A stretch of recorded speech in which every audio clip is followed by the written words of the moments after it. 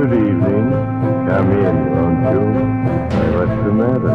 Surely you're not nervous. Perhaps it will calm if I tell you a story. We are meant to call from out of the past stories, strange and weird. Tales of mystery and terror by radio's masters of the macabre. Stories of the supernatural, the supernormal, dramatizing the fantasy, the mystery, the unknown.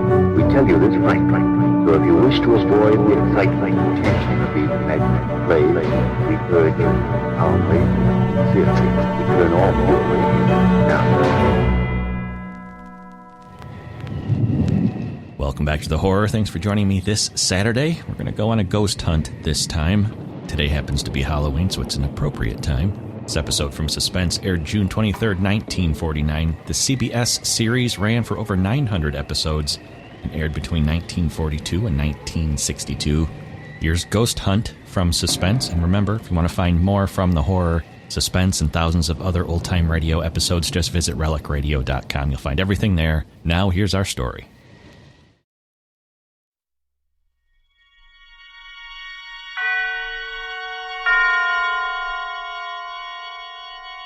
Now, Autolite and its 60,000 dealers and service stations present Suspense.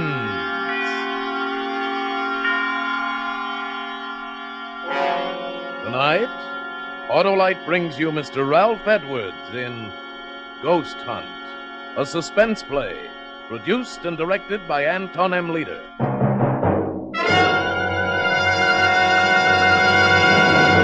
Friends, replace worn-out narrow-gap spark plugs with a set of those new wide-gap Autolite resistor spark plugs. Your motor will idle smoother, give better performance on leaner gas mixtures, actually save gas. These winning benefits are all made possible by a newly developed Autolite 10,000-ohm resistor, built right into every Autolite resistor spark plug, making practical a wider spark gap setting, and that's what does the trick. What's more, Autolite resistor spark plugs with this exclusive Autolite resistor have greatly increased electrode life and cut down on radio and television interference. So, folks, see your Autolite dealer and have him replace old, worn-out, narrow-gap spark plugs with a set of the new Autolite resistor spark plugs. Remember, you're always right with Autolite. And also remember, the Autolite Suspense Show is now on television. Every Tuesday night in many parts of the country. And now, Autolite presents Ralph Edwards in a tale well calculated to keep you in suspense.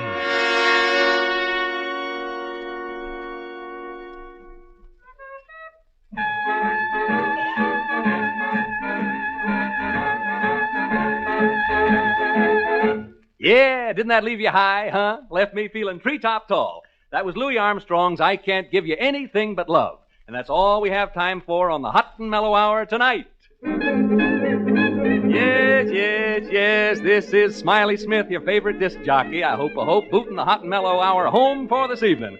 I'll be back again tomorrow night, minus the music, but with a little surprise for you. Tomorrow night, Friday night, as you know, is stunt night here at station WXP, and have I got a stunt for you. Last week, if you remember, I planted my wire recorder in the steam room at a lady's Turkish bath and let you listen in on the playback, remember? Well, tonight, as soon as I leave the studio, do you know where I'm going?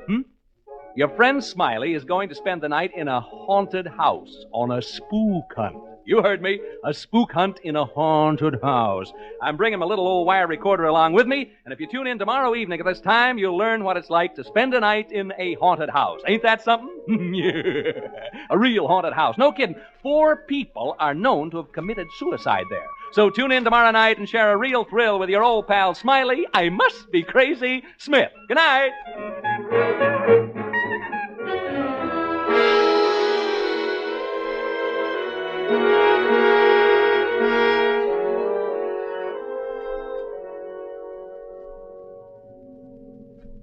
Care for a cigar, Mr. Thorpe?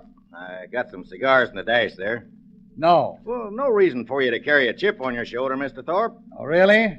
Well, I don't like this fool stunt. Well, I don't see it as a fool stunt at all. I really don't. I think it's the only way you're going to unload this house. Ordinary selling methods won't work in a case like this.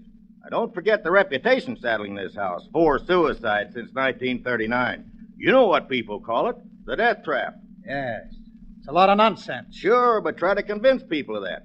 Anyway, when this disc jockey offered me this chance to kill all the rumors about the about the property, I just naturally jumped and took him up at it, especially since it don't cost a cent. You sure about that? I'm not liable for a penny. Not a cent. We're doing him a favor letting him use the place, he said. Thanked me for the chance last night when I drove him out here. So one hand washes the other, as the feller says. He got a chance to pull off a stunt, and the wire recording will prove the people the property is Nov.1, and we increase the chance of selling the place. Well, as long as it doesn't cost me anything. Not a thing. He's using his own recorder, and I'm paying for the rental of a couple of walkie-talkies he hooked up to it. Well, what about this, Reed? Does he charge anything? He comes gratis, too. Dr. Reed is a psychic investigator. Belongs to a couple of societies that do nothing but hunt ghosts. He showed me articles he's written about it in their magazine. Well, here's the house. Yeah, looks real nice in the sunshine, don't it? Yeah, man, smell that sea breeze. You don't have to sell me. Well, let them know we're here. Yeah, probably asleep up all night and everything. Why don't they come out? You think they've gone? Well, I told them last night I'd pick them up around 11. Smith! Smith! Hey, Smiley! Dr. Reed! Yeah, fast asleep, I guess. We better go in and wake him up.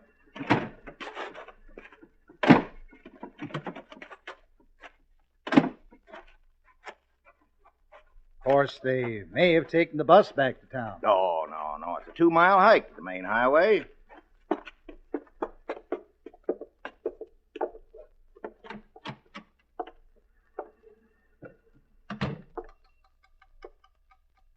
Smith!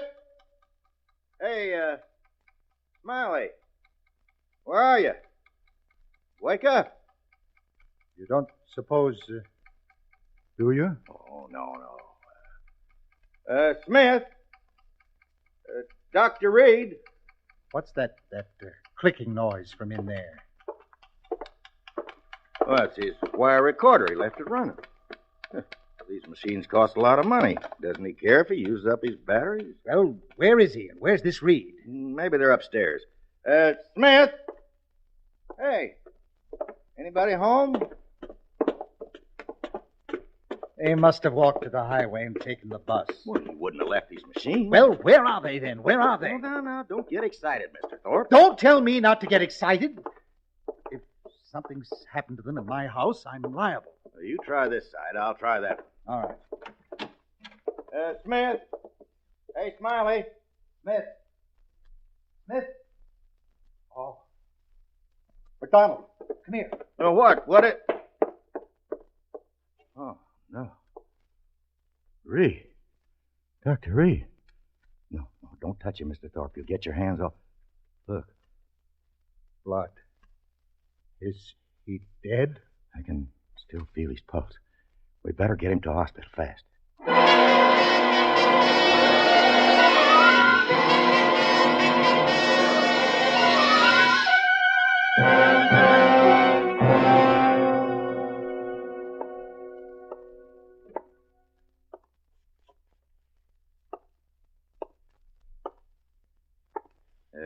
Care for a cigar, Mr. Thorpe? No, thanks. Well, why not try to relax? The nurse said Reed would be all right as soon as he's had a blood transfusion. You told the radio station to be sure and call us as soon as they had any word about Smith? Yes, I told them. Why don't you sit down? No, I'm all at 6s and 7s. What do you suppose happened out there last night? We're going to know in just a second, just as soon as I can get this recorder set up. You don't suppose Smith and Reed got into a fight, do you? Yeah, there. Huh? Fight? I don't know. Well, what's wrong? Won't it work? Yeah, it works. Take it easy. 1, 2, 3. Testing. 1, 2, 3. There. Testing. Listen. 1, 2, 3. All set, Dr. Reed? Mr. McDonald, hey? Okay, here we go. This is Smiley Smith speaking. Smiley Smith, the ghost hunter. I don't know whether to hope this will turn out to be a success for the sake of the program or a failure for my own sake. Anyway, all the preparations have been made now, and it's up to the spooks. I better tell you where we are. Right now, we're standing on the lawn of a house about 12 miles above Malibu Beach. The ocean is 100 feet away, straight down. The house is perched on a cliff, and there's a sheer drop of about 100 feet right into the old Pacific. Maybe you can hear the surf pounding. I'll turn up the volume. Hear it? Now, I'm going to have you meet two gentlemen who are here with me. Incidentally, we're the only people around for miles and miles. First, I'd like you to meet Dr. Clarence Reed of the British and American Psychical Research Guilds. Dr. Reed is a famous investigator of psychic phenomena, and I'm very honored to be associated with him on this ghost hunt. He's smiling in an embarrassed sort of way. You're much too kind, Mr. Smith. Dr. Reed has conducted experiments in this field with such great believers in spiritualism as Oliver Lodge and Arthur Conan Doyle. He looks a bit like Santa Claus. He's short and stocky. You don't object, do you, Dr. Reed? No, indeed. And he has a magnificent white beard, a truly great beaver. Dr. Reed is so enthusiastic about ghost hunting that he got out of a sick bed this evening to be with us. Excuse me. My lungs. Mm-hmm. I was gassed in the First World War. Yeah. Anyway, Dr. Reed and I are here on the lawn looking at the house. Can't see much. It's around, 11 p.m. now. Seems to be a rambling sort of house, 2 stories high. Since it was built, there have been 4 suicides here. Is that right? That's right. Into the mic, please. Oh, yeah. 4 suicides since 1939. I better tell them who you are so they won't think you're a ghost. Standing with the doc and me is a real estate agent, Mr. Charles McDonald. He handles this property, and he can tell you a lot more about it than I can. Well, the house was built by a man named Marcus, Toby Marcus, an orange grower. Built the house as a wedding present for his wife. A month after they moved in, she took her own life. On the day of her funeral, he committed suicide the same way. There have been 2 other cases since then, and Did they all jump into the ocean? Yeah, all 4 of them, right over there. Well. The last one was actually seen doing it, about 3 years ago. He was seen running like all get out the edge of the cliff, and he was shouting and laughing and yelling as though there was people at his side running right along with him. You kidding? No, it's a fact. He was laughing and yelling and running, and when he got to the edge, right over there, he jumped and never came above water. As good an argument against cold baths as ever I've heard. Since then, people just refuse to live in this house. Silly, I call it. Anyway, if you and Dr. Reed find any sign of a spook, I'll advise the owner to pull the house down and rebuild. But if you don't find anything, I'm hoping this will convince folks that here's a real buy. Okay, Mr. Smith, you and the doctor are on your own. I'll be by in the morning to pick you up around 11. Goodbye, Mr. McDonald. I hope there's something left for you to pick up in the morning. Well, it's almost pitch black, folks, and I guess Dr. Reed and I ought to begin. I don't believe in ghosts, never have, but what I say is this. If you're dead set on looking for them, this is a dandy place to do it. So long! Mr. McDonald just checked out. And then there were 2. Well, 3. Oh, my dog, yeah. Folks, I have my dog, Jeff, with me. He's a wire-haired terrier, 3 years of age, and he can talk. Yeah, say hello, Jeff. Come on, Jeff, say hello. Come on. Anyway, he's a wire-haired terrier, and he's 3 years old. Shall we go inside now, Dr. Reed? I was about to suggest it. Now, how do we hunt ghosts, Doctor? How do we do it, huh? No, we don't really hunt them. If there should be any in the house, they will come to us. How cozy. And please, not ghosts. Do not refer to them as ghosts. We know them as apparitions. I'll remember. I've no desire to hurt their feelings. Where ghosts are concerned, I say live and let live.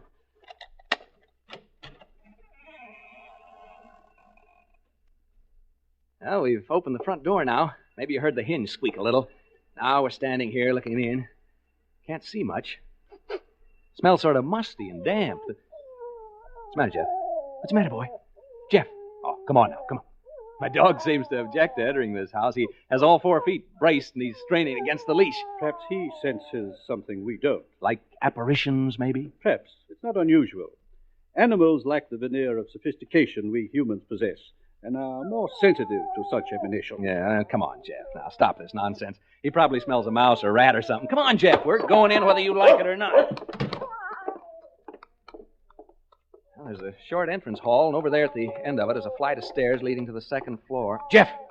And over here at the left is what seems to be a large reception room. We're entering this large room now. There are windows over there, French windows, and through them I can see the ocean. The electricity hasn't been turned on, so All I have to see by is a flashlight, not a very powerful one at that. Dr. Reed is now adjusting his walkie-talkie. It's hooked up to my recorder so that he can cut in while he's hunting and tell us what he's found.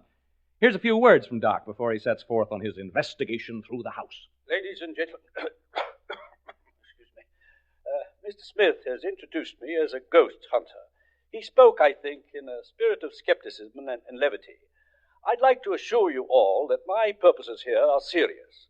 I have spent my entire life seeking reliable proof of the appearances of apparitions. Have you ever seen any? Ever? I have seen phenomena which lead me to believe in the possibility of their existence, although I have never seen any. I account myself sensitive to the evidence of their existence. This house, for example, affects me profoundly. It doesn't seem to affect you in the same way. I'm not too happy about all this, if that's what you mean. You are not psychic, and therefore not sensitive to these matters as I am. I imagine the question in the minds of those of you listening to us is, shall we find apparitions? I don't know. But I feel they are here, and that they are evil. I sense danger. I shall soon know. Dr. Reed's leaving the room now to make a tour of the house. First thing I'm going to do is open the windows and let some fresh air in. Feels better already. Cooler anyway. I know that. Ow! What was a bat? A bat just flew into the room. I think it's a bat, not a bird. I didn't actually see it, just its shadow as it fanned my face. There it is again. It touched me as it passed. Jeff, come back here. Jeff, you fool dog, come back here. Dr. Reed. Dr. Reed. Dr. Reed!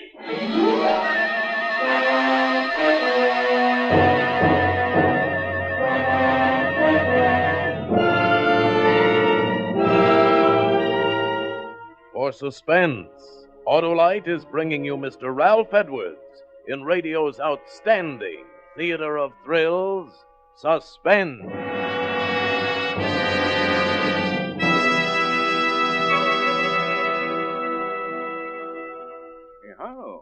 Hello, snap out of it. Huh? I'm reading a letter about the new wide-gap Autolite resistor spark plugs, Hap. Oh? It's from Mrs. Clark Perry right here in Hollywood. She says our 1948 station wagon has given constant trouble. Finally, the garage man said all the difficulty was spark plugs, and he installed a set of Autolite resistor spark plugs. Now the car runs beautifully. The very first time my husband has been really pleased. Well, smart garage man. Smart people to take his advice. Hap, you know, as more and more people learn about wide-gap Autolite resistor spark plugs and how they make an engine idle smoother, give better performance on leaner gas mixtures, actually save on gas, why then more people will replace old, worn-out, narrow-gap spark plugs with sensational new wide-gap Autolite resistor spark plugs. Any more letters like that, Harlow? Plenty, Hap, plenty. Why, here's another one from New York City. Read it to me later, Harlow. We haven't time because here's Suspense. And now, Autolite brings back to our Hollywood soundstage Ralph Edwards as Smiley Smith in Ghost Hunt, a tale well calculated to keep you in suspense.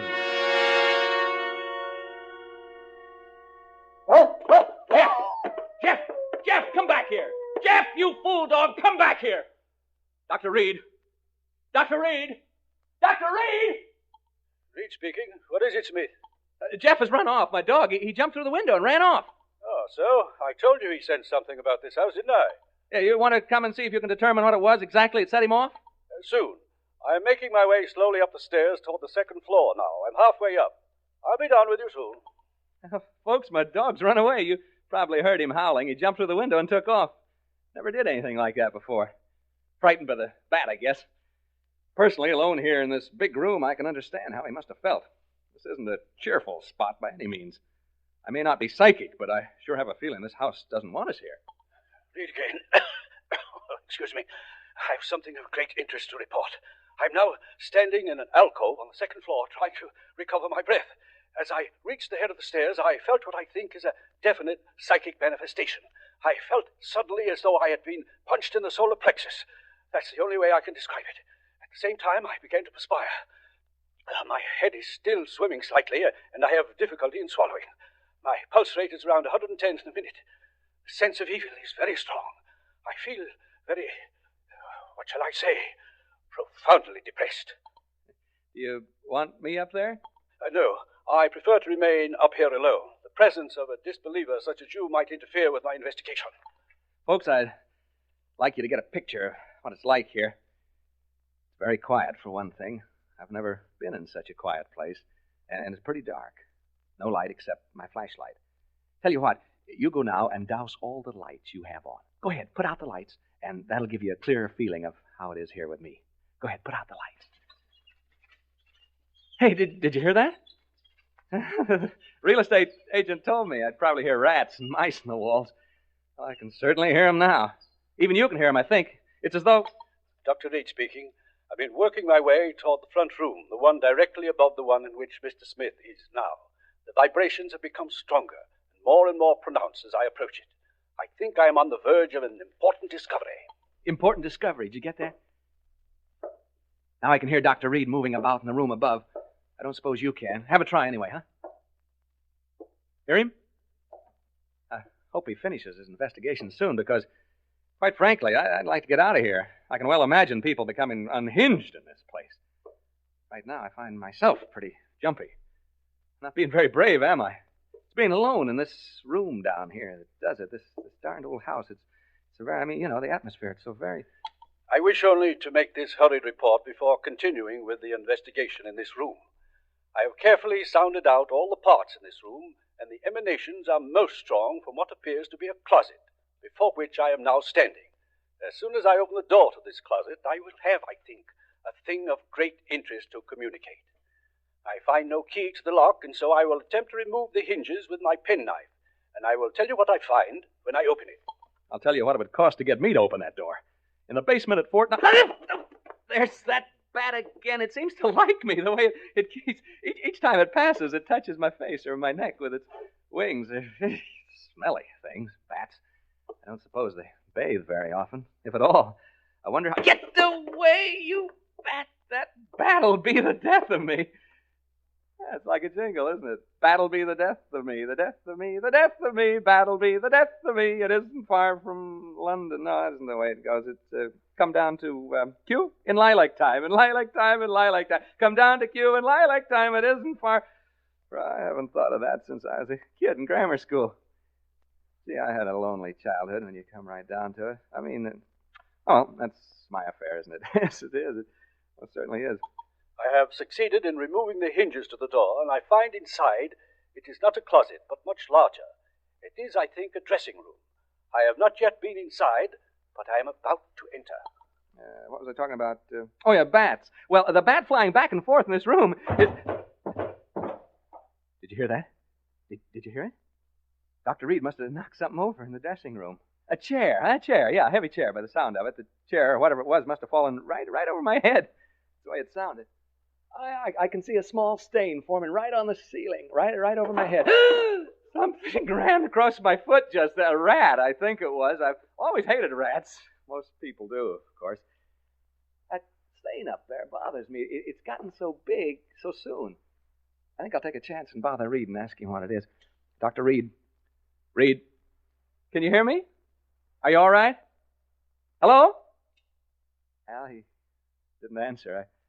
I think he's just a little bit deaf. I think so. What do you suppose he's found, huh? I'm afraid this is rather dull for you listeners. I'm not finding it so, of course. There. I heard him cough. Did you hear that cough?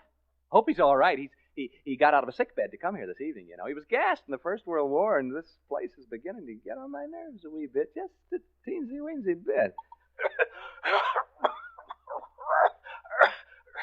Reed speaking. Hello? He switched off. That's the bad cough he's got. I feel so lonely. I've been alone so much in my life. Not so much now, of course, but when I was younger, I was alone so much of the time. You know, struggling to get ahead, living in a hall bedroom, wondering where my next meal is coming from. I get the blues just remembering it.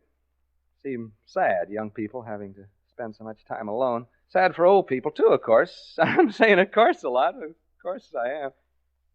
Hey, that stain on the ceiling, it's grown amazingly. It's actually beginning to drip. Form bubbles. They'll start dropping soon.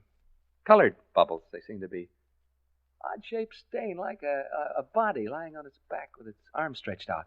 It's cheerful. Oh. I'll certainly advise Mr. McDonald to have this place pulled down. I'll go upstairs in a minute or two to see how Dr. Reed's making out. You know, listeners, I really believe I'd go completely crazy if I had to stay here much longer. Wears you down. That's exactly what it does. It wears you down. It's so close and musty in here. I feel sort of trapped. Don't know why I said that. That's what they call this place, you know, the death trap. There, what did I tell you? That stain started to drip drops. Drip drops. Drip drops.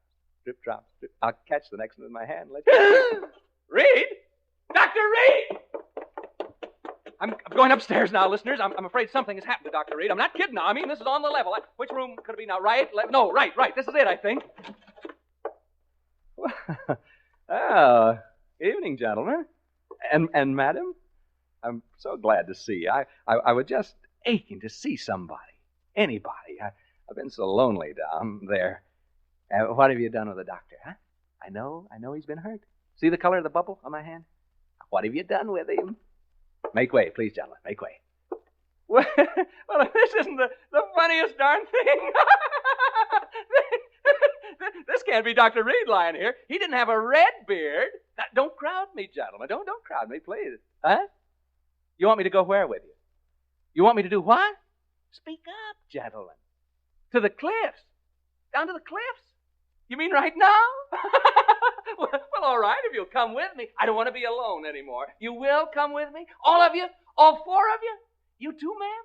Oh, good. Come on, then. To the cliffs. To the cliffs. To the cliffs. To the... He jumped over the cliff. He jumped over the cliff. McDonald, he jumped over... Mr. McDonald, Mr. Thorpe, you may come in to see Dr. Reed now. What? Uh-huh. Dr. Reed is conscious. You may see him now. Is he able to talk? Just for a few minutes. In here. Come in. Come in, gentlemen. How are you, Dr. Reed? We've been waiting to see you. Yes, and I must apologize, gentlemen. I had a most unfortunate accident. Hemorrhage. Hemorrhage? Yes. My lungs, you know. Now, gentlemen. Hemorrhage? Dr. Reed, what happened in that house? What happened to Smith?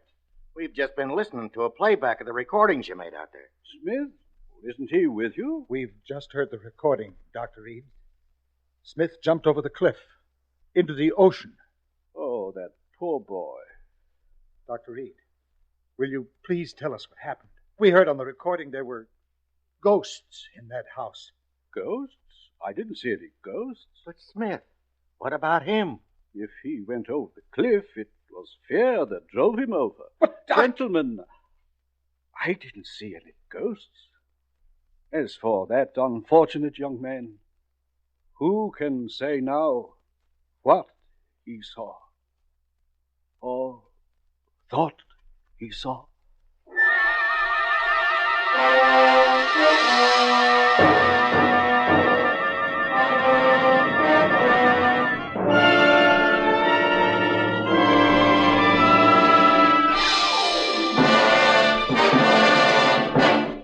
Thank you, Ralph Edwards, for displaying your versatility by appearing as guest star on Suspense. Say, Harlow, that Edwards does everything. Hap. No does. Don't use that word on our Autolite show. Oh, come now, Harlow. I can make you use that word, as you call it. How? Now, don't you say that Autolite resistor spark plugs make your car engine idle smoother? Yes, but... And your car gives better performance on leaner gas mixtures. Saves gas. Sure does. Does. Aren't we devils? Ralph, you tricked me. Well, anyhow, it does my heart good to tell people that Autolite resistor spark plugs are ignition engineered by Autolite, which makes more than 400 products for cars, trucks, airplanes, and boats in 28 plants from coast to coast. Autolite also makes complete electrical systems for many makes of America's finest cars. Batteries, spark plugs, generators, starting motors, spark plug wire, battery cable, coils, distributors. All ignition engineered to fit together perfectly, work together perfectly because they're a perfect team. The lifeline of your car. So, folks, don't accept electrical parts that are supposed to be as good. Remember, you're right with Autolite.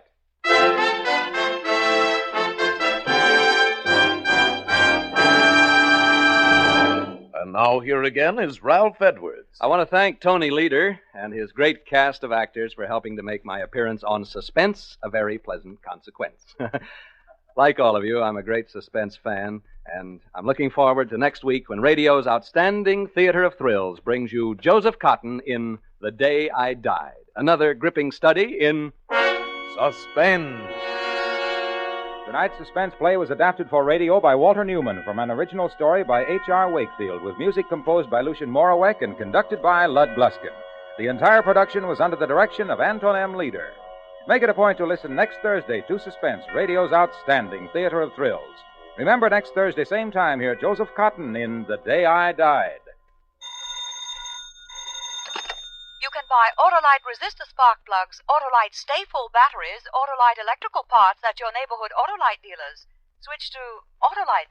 Good night. This is CBS, the Columbia Broadcasting System.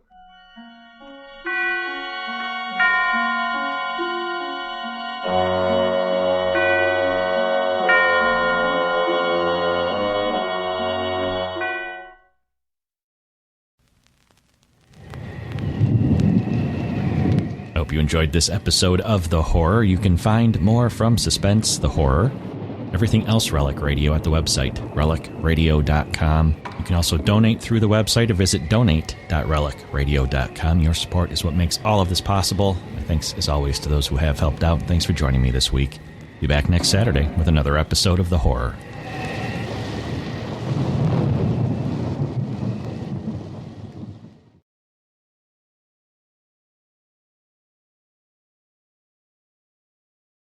Strange Tales.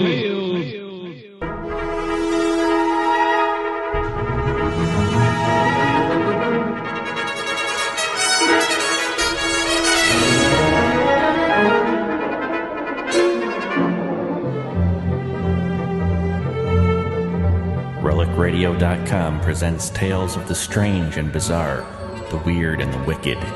Stories not necessarily of the supernatural, but of the unnatural.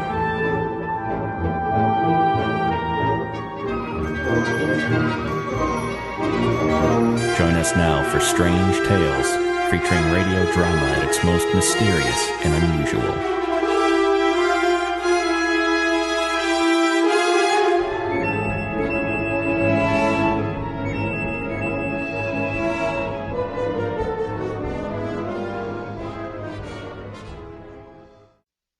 Friends, when you're telling your neighbors about this story, will you also tell them that you heard it on Radio City Playhouse?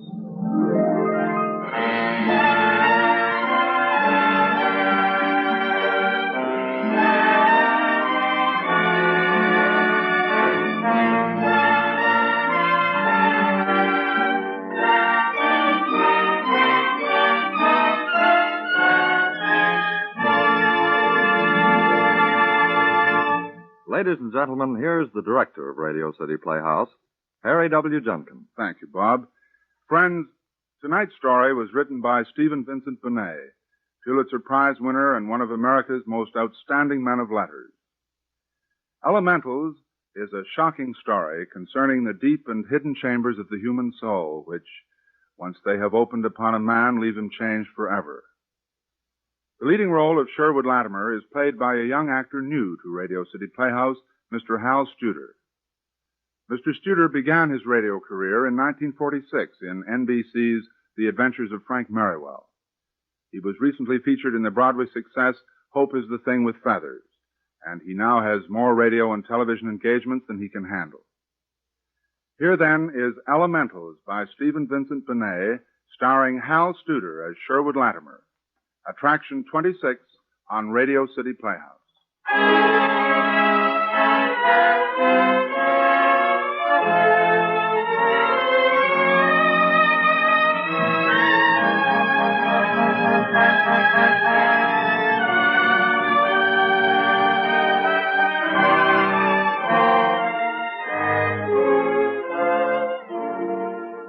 Upper Fifth Avenue in New York.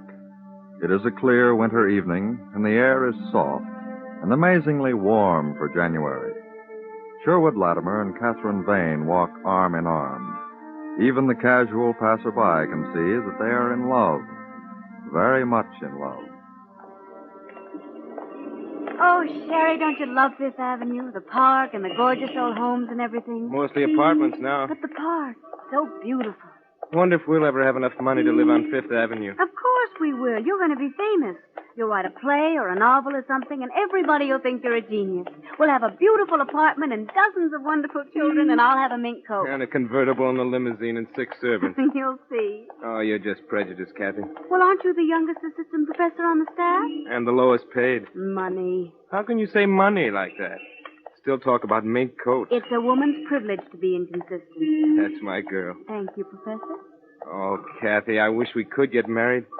Do things right, go to the theater, never eat hamburgers. Never eat hamburgers? What a horrible thought. I love hamburgers. I wonder what Mr. Slake will give me for dinner. You're to remember everything. I want the complete details. Probably hamburgers served on solid gold plates. With champagne. And no onions. And cold buns. I can see it all now. Gee, honey, I wish you were coming. I hate to think of you going to dinner alone. Why couldn't Slake have invited you? He knows we're engaged. He knows Sherry, don't be silly. I'll be fine. Well, did you send him a bill for the translation? $200. Wonderful. Maybe he'll give you the check tonight. Maybe he will. Be nice to him, Sherry. Be real polite and let him do the talking. And, well, don't talk about soaking the rich or anything. Just be real nice and normal. I will. A man like John Slake has influence. You never can tell what'll happen if he takes a liking to you. I promise I'll be on my very best behavior. This is the place here. This big gray one? All 5 stories of it. He lives all alone in that? Roomy, isn't it? You should have charged him more than $200. You should have charged him $2,000. Oh, I wish you were coming, Kathy. It would be such a wonderful dinner. Don't be silly, Sherry. I don't mind a bit. And anyway, he wanted it to be just the two of you. Maybe he's going to offer you a job or something. Maybe he is. Well... Bye, darling. Phone me when you get home. I will. You better go in. It's after 7 now. Where are you going to eat? You stop worrying about where I'm going to eat. Well, do you need any money? No, I have $5 or $6. Now go on. Why, Sherry Latimer, I believe you're nervous. I don't go to dinner with millionaires every night. Well, just be perfectly natural. You look fine. That's a nice suit, and you've just had a haircut. That ought to fix it. Go on, darling. You'll be late. I'll phone you. Don't forget. And remember, be on your best behavior. I will. Bye, Kathy.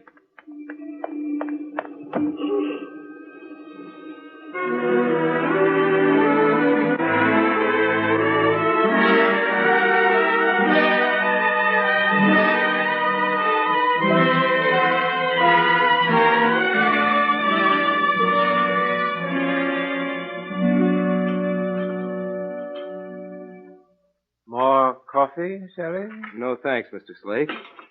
A liquor? Oh, nothing, thank you. It was a wonderful dinner. I'm glad you enjoyed it. This is a wonderful room. I think it's even more attractive than the dining room. But a dining room should be simple, Sherry. A man can't enjoy art if his mouth is full. Yes, this room, of course, is different.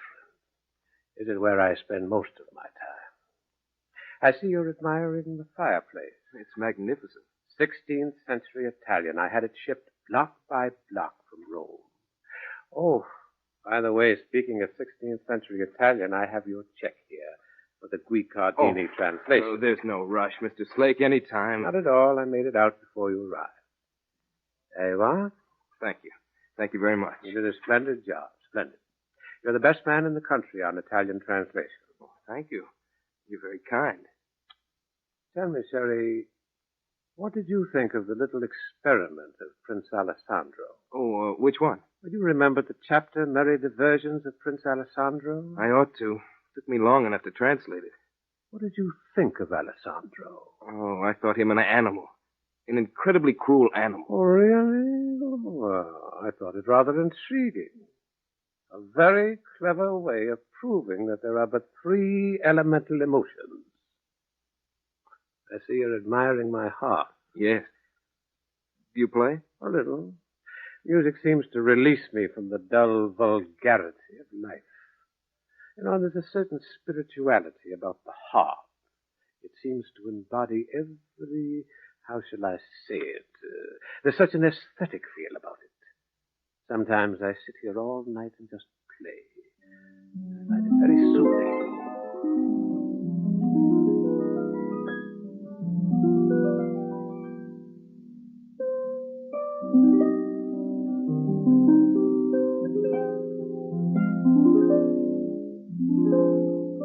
play beautifully. An amateur, but I enjoy it. You know Brahms? No, I don't. Pity he wrote so little for the harp. He's my favorite composer. I'm afraid I'm not very musical.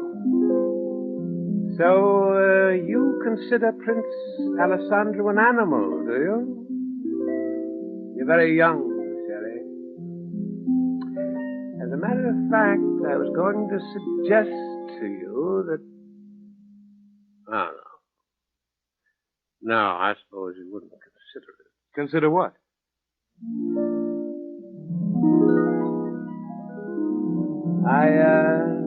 I understand you're engaged to a Miss, Vane? Catherine Vane? Yes. She works in the secretary's office at the university. Are you, in love with her? Very much. Planning on getting married? As soon as we can afford it.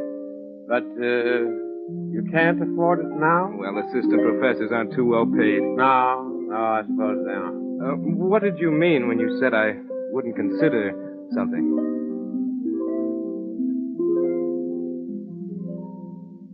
Sherry, I'm a very rich man. I've literally so much money I don't know what to do with it. I'm 54 now, and I've experienced everything. I've been everywhere. I've seen everything. I've done everything. Sometimes I get very bored indeed. So, I thought maybe that perhaps you might be interested in giving me a little amusement, and at the same time earning yourself some money. I thought that perhaps you... No. It's ridiculous. What's ridiculous? Huh? Well, I'm intrigued with Alessandro's experiment. I'd love to repeat it. You're not serious. Yes, I'm serious. But I don't understand. I'd pay you $25,000. Not to go... Exactly. Now, look, I thought it all out this afternoon. There's space on the fourth floor of this house that's never used. Now, I would lock you and Miss Vane in adjoining rooms. I'd have a glass partition built between them so that you could see each other but not communicate. And I'd cut the time down to 7 days. After all, neither you or Miss Vane have the physique of the 16th century Italian. You're not actually suggesting that Kathy and I should... But of course. For $25,000. Isn't this a beautiful melody? So sweeping. So sad. I wish I'd known, Brown. I wish you'd leave that harp alone and tell me what's on your mind. Well, it's very simple. You and Miss Vane need money. Or shall I say you'd like to have it. So, I'll pay you $25,000. You'll be locked in 2 rooms that are separated by a glass partition. You'll go, each one, into one of these rooms on, let's say a Sunday at midnight. And until the following Sunday at midnight, you'll be given nothing to eat. Nothing. You'll be allowed plenty of water, and that's all. You'll starve yourself for 7 days. And at the end of the week, on the second Sunday at midnight, I shall raise the glass partition and place a thick slice of bread and butter exactly halfway between you and Miss Vane. And pay us $25,000? No, Sherry, not quite. You see, I agree with Alessandro. There are just 3 elementals: fear, hate, and hunger. I believe that you and Miss Vane, for all that you say you're in love, I believe that after 7 days without food, you'd fall on each other like a couple of snarling animals. You're crazy. You're crazy. Nevertheless, I believe you'd claw each other to bits in your struggle for that one slice of bread. I believe you'd forget all about love and respect and tenderness. You'd be ruled by an elemental. In this case, hunger. Now, of course, if I'm wrong, if you share the bread gently and tenderly, then I'd pay you $25,000. But if you perform as I expect, if you become animals instead of human beings, then you'd have to work for me for nothing for 10 years. Thank goodness I have my music to console me. Don't sit there staring at me, Sherry. I've find it hard to believe that you're serious. Oh, I'm perfectly serious. But it's insane. It's impossible. Now, look, lots of health cranks diet for longer than 7 days. You say you're in love with this girl, this Miss Vane. Yes, but I would never subject her to such a monstrous experiment. Would she have the courage of your convictions? You believe that love is stronger than hunger, don't you? Yes, but that isn't the same thing. You're young. You're an idealist. You believe that love is a big, golden, wonderful thing. Well, I say that it isn't. I say that after 7 days of not eating, you would hate Catherine Vane. You'd tear the bread from her and stuff it into your mouth. Will you please leave that harp alone? Huh? I enjoy it so much myself, I forget sometimes that others don't appreciate it. You could never ask a woman to. Well, you say you're in love, don't you? Well, of course we're in love. You could get married at once. No more grubbing, no more tutoring at night. Miss Vane could resign her position. You'd have a nice little house, a car, all in exchange for 7 days of not eating. Why don't you talk it over with Miss Vane? Tell her how easily you can earn $25,000. Why don't you, Sherry? Huh?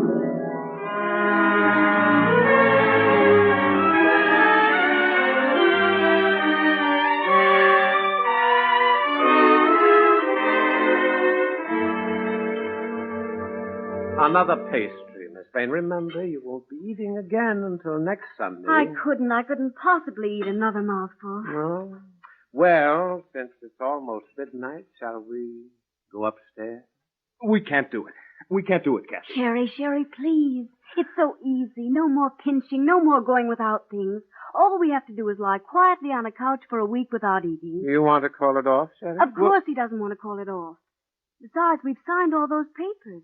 I don't know if they're legal or not. Oh, my dear Miss Vane, you underestimate me. I had my lawyers draw up the agreement very carefully. Of course, we can't come out and say that Sherry was to be my slave for 10 years, but don't worry. I'm quite sure I'll collect my payment if you're so unfortunate as to lose the wager. Well, now I've had workmen in and the rooms are all ready. We replaced the wall between the two bedrooms with a full sheet of glass. You'll each have a lamp and a Bible. I'm afraid I'll have to forbid you soap and toothpaste. Are you afraid we might eat the soap? You might. I refuse to believe that it's so difficult. Kathy, you don't know. I was hungry in the war. I know what it's like.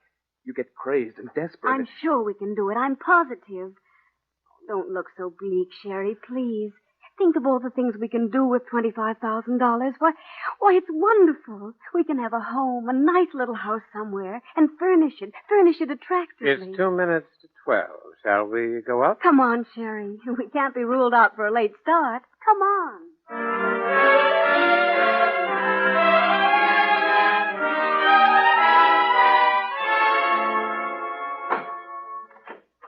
Sherry, this is your room. They're exactly the same, except that your wallpaper has bluebirds, whereas Miss Vane's has daisies. Hello! Kathy! Oh, she can't hear you. That glass partition between you was an inch thick. Oh, yes. Oh, Slake, she's so tiny. She's such a little bit of a thing. I look As at you her. observe, when the lights are on, in both rooms, you can see each other very well. Look, Slake. Now, I shall visit you once every 24 hours. There are glasses in the bathroom there. Drink as much water as you wish.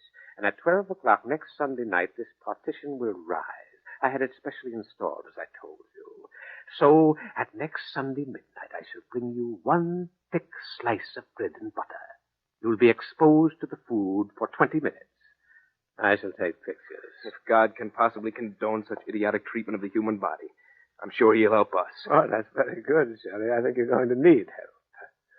Is there anything else? I don't think so. Miss Vane looks very lovely, Sherry. She's a most charming girl. I don't wonder that you're in love with her. But remember, there are just the 3 elementals. Fear, hate, hunger. You know, of course, that you've lost your wager. Heckling us wasn't part of the bargain. I can see you now, clawing at each other like animals. Oh, stop it, stop it.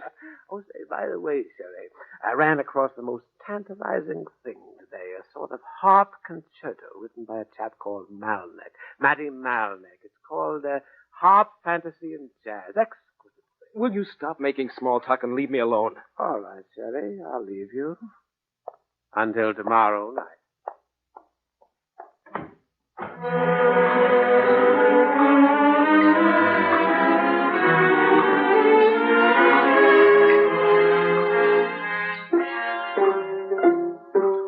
21 bluebirds pasted to the wall. 21 bluebirds, A, B, ball, C, call, D, E, F, fall. 21 bluebirds trying not to fall. Let's see, 21 bluebirds pasted to the wall. 21 bluebirds trying not to fall. Bluebirds happy in their little trees. Something, something, something, smiling at the bees. Well, the first 24 hours are over, Sherry. How do you feel? Fine. Not too uncomfortable? No. Kathy's fine. Good. Not very talkative, are you? That wasn't in the bargain. All right, then I'll leave you. Are you enjoying yourself? Immensely. I can hardly wait. You see, the first 24 hours are easy. So are the second. The third day gets worse, and the fourth and fifth. That's when the fun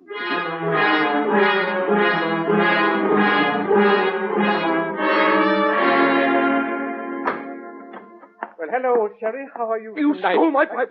You stole my pipe when you were in here yesterday. You deliberately stole my pipe. Oh. Sorry, Sherry. You were getting a little hysterical. The Bible is on the floor right in front. What? What's the matter? Why are you pointing at Miss Vane? She has moved. Nonsense. She's asleep. I can see her breathing from here. Say, you'd better get hold of yourself. This is only the third day.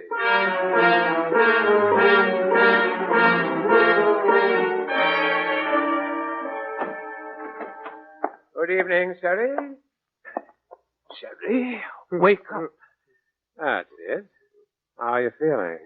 Go away. You know, you're an admirable guest, you and Miss Vane. You make so little demand on one's hospitality. I've just been in to see her. She sent you a message. Don't you want to hear it? I see my elemental has begun to touch you. You're not so interested in Miss Vane now, are you? Why can't you leave me? Why can't you leave us alone? You weren't supposed to torture us. My dear fellow, I'm interested. Believe me, I worry about you both. I thought of you tonight at dinner. The bisque had a trifle too much whipped cream for my taste. But the roast was perfection. Rich, red, succulent roast beef. That wonderful, delicate shade of pink. It cut like butter. Shut up. Huh? Shut up. What's the matter, Sherry? You're beginning to feel it?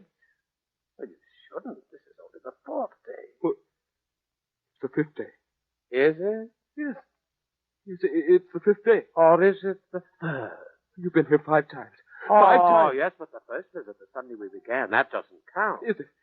Is it Thursday or Friday? I wonder. Good night, Sherry. Sleep well. It's the fifth day.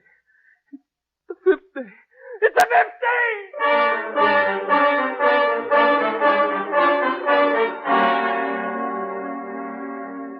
Oh, let me sleep. God in heaven, let me sleep. Please don't let me think about food. Please don't let me think about food.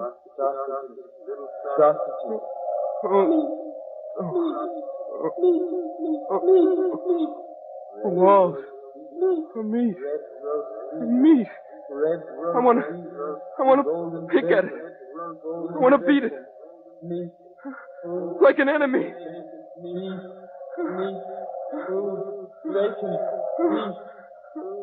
Hot cake. Golden puffy. Drowned in maple syrup. The little sausages. Bursting with meat and spice. Bacon. Bacon over a wood fire. Oh, dear God, please stop it. I can hear my own voice over and over. Can't stand it.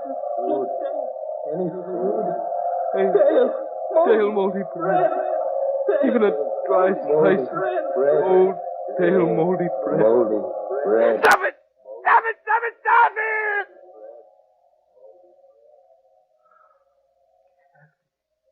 Oh, yeah. I haven't even thought of it. And this is only the fifth day. The fifth day.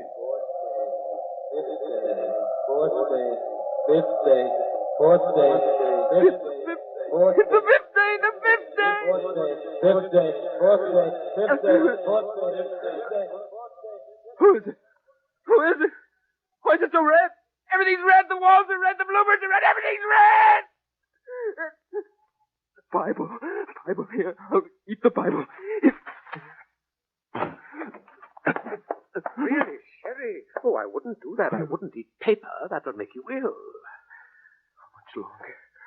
Much longer. Don't you wish you knew? Tell me in the name of God, don't torture me like this. Please, I can't stand it. Well, you'd be able to stand it better if you'd stop these enervating hysterics. Look at Miss Vane. She just lies there on the couch. She doesn't prance around the room, tearing the pages from her Bible. By the way, you'd better give me the Bible. No. After all, the binding is leather, and leather was once a form of meat. I wouldn't want to disqualify you on a technicality.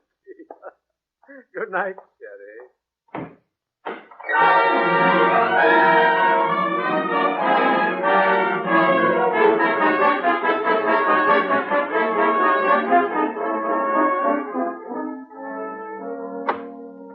Well, the time is up, Sherry. Sherry, 7 days are up. Oh, you'll revive soon enough. I've brought you a wonderful thick slice of bread and butter. If you'll just permit me, I'll shove your couch over against the glass. Can you hear me? Sherry, can you hear me? Wherever. At this moment, you're about 1 foot away from Catherine Vane. There's just a sheet of plate glass between you. Remember, I had the glass partition installed. It's like a great big window between two rooms. Remember? Sherry. Remember Kathy? Kathy? No. Now, I'm going to raise the glass partition now, Sherry. I'm lifting it up.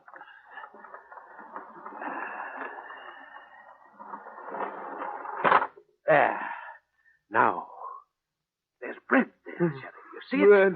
A thick slice of fresh bread and butter. Wonderful, soft, white bread. Golden, fresh butter. Aren't you hungry, Sherry? Aren't you hungry? Yes, I'm hungry. Yes, shh, be careful. Be careful, Sherry. There's a woman over there. She's very close to you, not more than a foot away. She wants the bread, too, Sherry. She wants it. No, it's my bread. Mine. But she's going to steal it from you. She thinks it's hers. Perhaps you'd better kill her, Sherry. My bread. Yes. My bread. Yes, well, then slip down off the couch, Sherry. Shh. She'll hear you. She's very clever. She's pretending to be asleep, but she's after the bread, too. She'll grab it and eat it, and then there won't be any for you, Sherry. You don't want that to happen, do you? No, it's my bread. My bread. Oh, she's greedy, Sherry. She'll eat it. You better get rid of her. Get rid of her now. Reach out. Grab her. I'm so hungry. Quick, Sherry. Eat it. You've got it in your hand. Eat it. You can't have it. You can't have it. It's mine. It's my bread. It's my bread. Eat it, you imbecile. Go on, eat it. Stuff it into your mouth. Go on, go on. Jerry. It's me. Kathy. Oh, Jerry. I'm so hungry. Kathy, bread, bread. Eat it. Eat it, you fool. Eat it. Bread, Kathy. Jerry. Kathy. Oh, Kathy, darling. Here, just a little bit. Chew it slowly. Here, Kathy. No. Eat it, you idiot. There's only one slice. Eat it. Kathy, darling. Chew it slowly.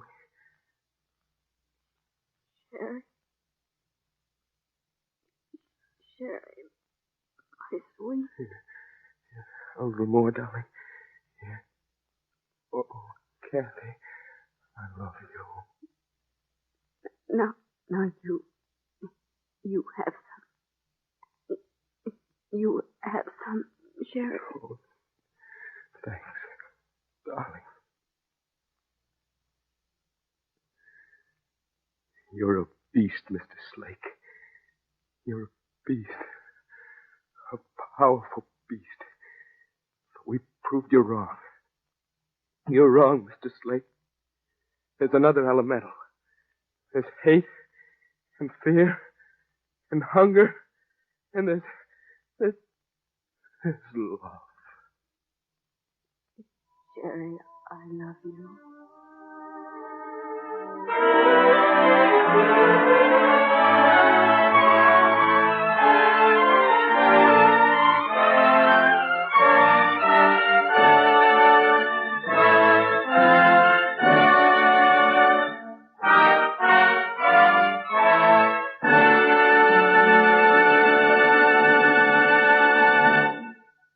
You have just heard Elementals, written by Stephen Vincent Benet and directed by Harry W. Junkin.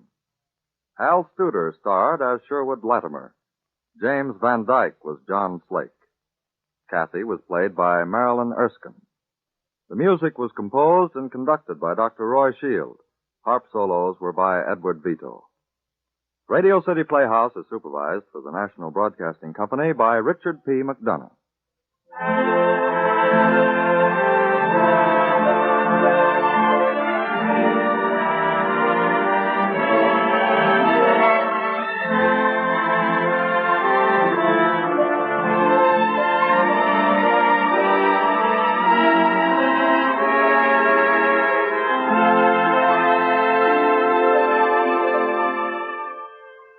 This is Harry Junkin again. Next week, a story that in principle is as simple as 1 from 3 leaves 2. In fact, that is its title, 1 from 3 leaves 2. A dramatic and suspenseful story starring Jan Miner and John Larkin. Next week, Attraction 27 on Radio City Playhouse.